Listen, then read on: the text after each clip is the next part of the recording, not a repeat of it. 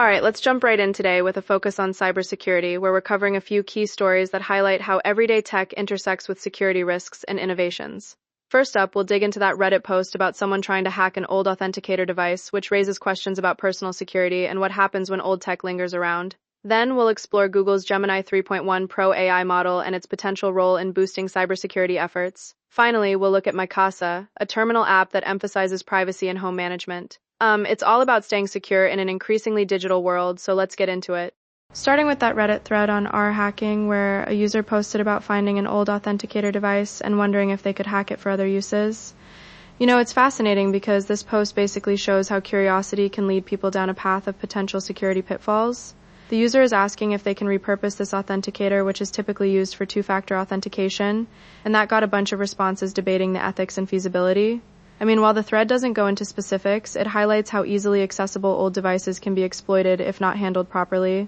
Like if someone tries to reverse engineer it without understanding the risks, that could open doors to unauthorized access or even broader vulnerabilities in systems relying on such tech.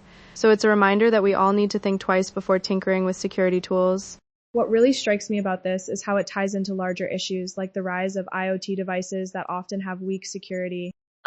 If people are out there finding old authenticators and considering hacks, that might mean they're not disposing of or securing their devices properly, which could lead to data breaches down the line. For instance, if this authenticator was linked to accounts, repurposing it incorrectly might expose personal information. It's wild to think about, because while the post is just a casual question, it underscores the need for better education on cybersecurity basics, things like securely wiping devices or understanding encryption. Overall, this story serves as a cautionary tale, reminding us that even seemingly harmless experiments can have serious consequences in today's connected world. Let me think about the implications here.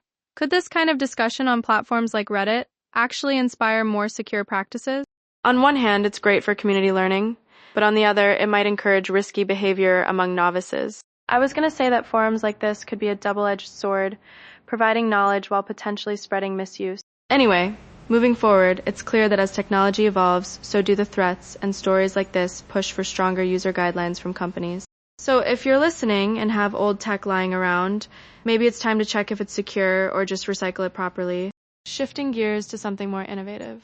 Google's announced Gemini 3.1 Pro, their latest AI model that's designed to handle complex tasks more efficiently. From the blog post, it's all about enhancing capabilities in areas like reasoning and understanding, which could be a game changer for cybersecurity applications. While the source doesn't dive into specifics on security features, it's easy to see how a smarter AI could help in detecting threats or analyzing code for vulnerabilities. For example, professionals might use it to simulate attacks or predict potential breaches, making it a powerful tool in the fight against cyber threats.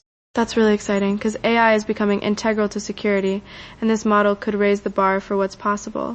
Digging deeper, Gemini 3.1 Pro is positioned as a step up from previous versions, with improvements in processing multimodal data, like combining text and images, which could be crucial for identifying sophisticated phishing attempts or malware disguised in various formats.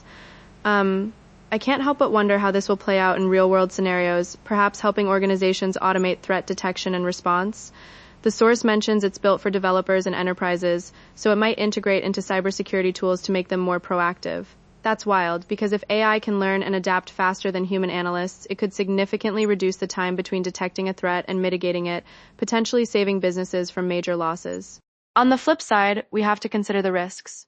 More advanced AI means more potential for misuse, like creating even better deepfakes or automated attacks. Although the source doesn't specify any vulnerabilities, it's something to keep an eye on as these models get deployed. If Gemini 3.1 Pro falls into the wrong hands, it could exacerbate cybersecurity challenges rather than solve them. Still, overall, this announcement is a positive step, pushing the industry toward more intelligent defenses.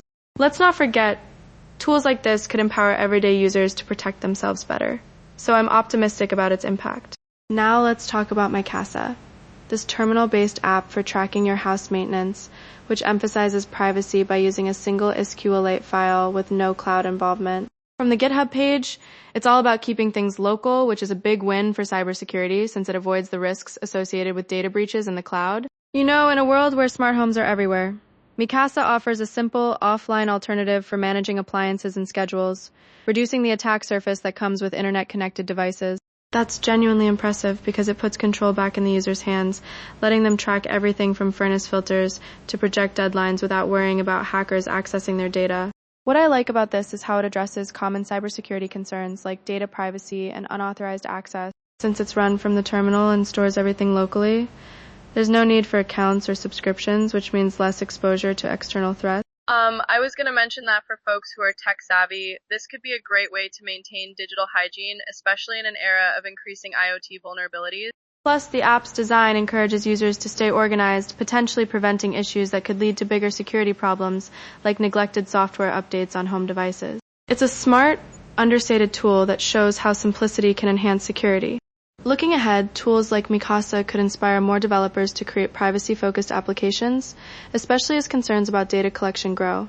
For instance, if more people adopt local solutions, it might pressure bigger companies to prioritize user security. That's really interesting because while it's not a direct cybersecurity product, it indirectly bolsters personal defenses by minimizing digital footprints. All in all, in a landscape full of complex threats, Mikasa reminds us that sometimes the best security is what you keep offline. Wrapping this up, we've covered a Reddit hacking discussion that highlights everyday security risks, Google's Gemini 3.1 Pro and its potential to advance cybersecurity tools, and Mikasa as a prime example of privacy in action. Each story underscores how technology is both a threat and a solution in the digital age, urging us to stay informed and cautious. Remember, whether you're tinkering with old devices or adopting new AI, always prioritize your security. Thanks for tuning in, and we'll catch you next time with more insights.